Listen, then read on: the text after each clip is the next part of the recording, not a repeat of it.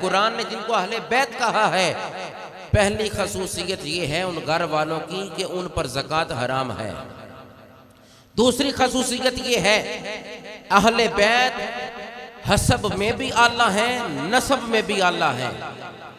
تیسری خصوصیت نبی کے گھر والوں کی یہ ہے، قیامت کے دن فرمایا سب کا حسب اور نسب ختم ہو جائے گا، منقطع ہو جائے گا۔ آقا فرماتے ہیں میرا حسب بھی باقی رہے گا، میرا نسب بھی باقی رہے گا۔ چوتھی خصوصیت گھر والوں کی یہ ہے، فرمایا ان میں سے کوئی بے عمل بھی ہو جائے نا، ان کی تعظیم تب بھی واجب ہے۔ کیوں؟ ان کی رگوں میں شیر خدا کا خون ہے۔ پانچویں خصوصیت یہ ہے، سیدہ فاطمہ کے بطن سے ہونے کے باوجود سارے یہی کہتے ہیں آل رسول مصطفیٰ کی اولاد۔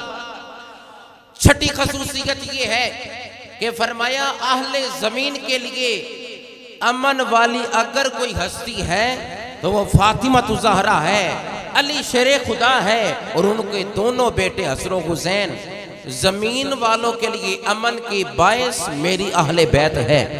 ساتویں خصوصیت یہ ہے، فرمایا جو میرے گھر والوں پر، جو میری اہل بیت پر احسان کرے گا قیامت کو بدلہ آمینہ کا لال جھکائے گا، بدلہ میں مصطفیٰ خود دوں گا۔